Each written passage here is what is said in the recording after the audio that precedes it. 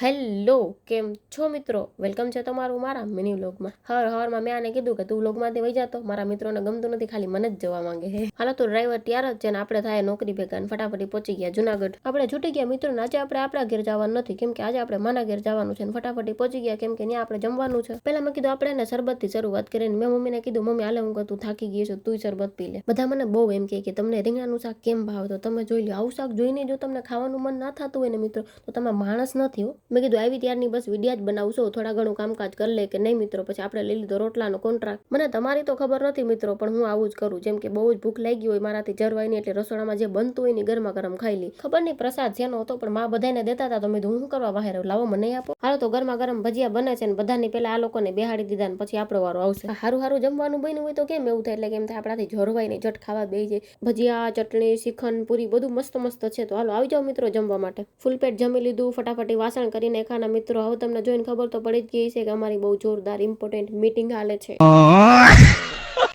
હાલો તો એ મીટિંગ પતાવી લીધી અને હવે આપણે થાઉં ઘર ભેગા. પછી મેં કીધું હાલો રસ્તામાં ડ્રાઈવર બદલાવી નાખીએ. પપ્પાને થોડુંક કામ છે ને મિત્રો, એટલે એમને આપી દીધી ગાડી ને આપણે ત્રણેય જણા થાઉં ઘર ભેગા. હાલો મિત્રો, તો આપણે પહોંચી ગયા ઘરે ને આજનો વ્લોગ અહીંયા પૂરો કરીએ અને મળીએ કાલે નવા વ્લોગ સાથે. Thank you, bye bye, C you.